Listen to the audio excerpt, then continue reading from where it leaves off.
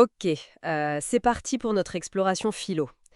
Aujourd'hui, on va regarder des sources super utiles, je pense, pour préparer la disserte de philo du bac. Ah oui, Oui, on s'appuie sur le site françaisphilo.fr et aussi la chaîne YouTube SOS Bac Français et Philo. des bonnes ressources. D'accord, très bien. Et le thème, c'est la justice. On va l'aborder avec un grand classique, le mythe de l'anneau de Gigès que Platon raconte dans La République. Le fameux anneau. Exactement. L'objectif, c'est d'essayer de comprendre ce que ce mythe nous dit sur la justice. C'est un sujet qui tombe souvent au bac, donc. Oui, c'est un incontournable. Alors pour commencer, il y a cette idée de Glaucon. D'après nos sources, lui, il pense que la justice, c'est pas naturel du tout. C'est ça. Pour lui, c'est plus une sorte de, comment dire, de contrat social. On est juste par peur des autres, par peur d'être puni en gros. C'est un peu ça, oui. Une contrainte sociale née de l'intérêt et de la peur. Si on pouvait faire ce qu'on veut sans être vu, Bah, l'égoïsme reviendrait au galop, c'est son idée.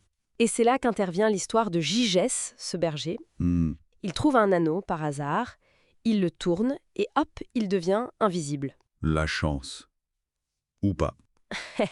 Oui, ça dépend comment on voit les choses. Hmm. En tout cas, lui, son premier réflexe, euh, c'est pas vraiment d'aider son prochain. Non, pas vraiment. Il utilise l'invisibilité pour séduire la reine. Tuer le roi et prendre le pouvoir. Voilà. L'invisibilité égale l'impunité, et il saute sur l'occasion. Absolument.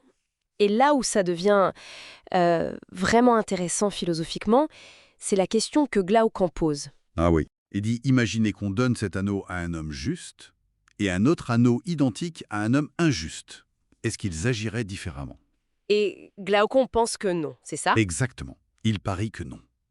Il pense que même l'homme dit juste, s'il est sûr de ne pas être pris, fera pareil que l'injuste, parce que personne ne choisit la justice pour elle-même, mais toujours par contrainte. Et donc au fond, on serait tous un peu Gigès si on avait l'anneau. Selon Glaucon, oui.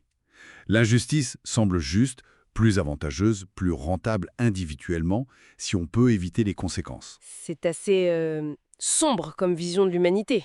Si on n'a pas perdu gendarme, on est tous des crapules en puissance. Oui, c'est un peu ça. Mais attention, Platon n'est pas du tout d'accord avec ça. Ah voilà, j'attendais la réponse de Platon. Lui, via Socrate, il dit quoi? Eh bien, pour Platon, c'est tout le contraire. Même avec l'anneau, même invisible et impuni, celui qui commet l'injustice est fondamentalement malheureux. Malheureux, hein. Même s'il réussit comme Gigès, qui devient roi. Oui, parce que Platon voit l'injustice comme une sorte de maladie de l'âme, un désordre intérieur. Une maladie de l'âme. C'est-à-dire expliquer un peu? Bah, c'est comme si l'injustice créait un déséquilibre en nous, une disharmonie entre la raison, le courage, les désirs. Ça corrompt la personne de l'intérieur. D'accord. Donc pour Platon, c'est bien pire de faire le mal que de le subir. Parce que quand on fait le mal, on abîme ce qu'il y a de plus essentiel en nous, notre propre âme. Je vois. C'est plus profond que juste les conséquences extérieures. Tout à fait. La vraie justice pour lui, c'est cette santé intérieure, cette harmonie. C'est un bien en soi, qu'on soit vu ou non, récompensé ou puni. Donc le tyran Gigès, avec tout son pouvoir, Il a beau parader, son âme est malade, désordonnée.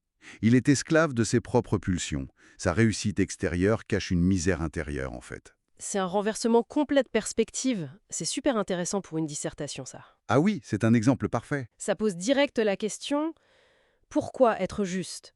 Juste par peur de la sanction, comme le pense Glaucon, ou pour quelque chose de plus profond, lié à notre propre équilibre, notre bien-être intérieur, comme le dit Platon. Exactement.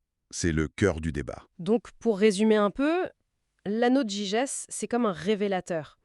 Est-ce que notre morale, c'est juste un vernis social qui saute dès qu'on n'est plus sous surveillance? Ou est-ce que la justice a une valeur intrinsèque, une nécessité pour être bien avec soi-même? C'est ça. Et ça dépasse la philo pour le bac.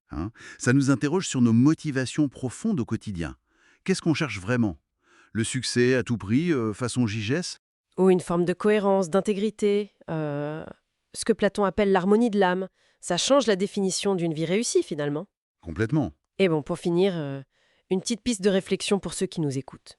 Si Platon voit l'injustice comme une maladie et propose l'éducation à la vertu comme remède, Hmm. comment on pourrait transposer ça aujourd'hui? Comment éduquer à la vertu face aux formes modernes d'invisibilité? Je pense par exemple à l'anonymat en ligne.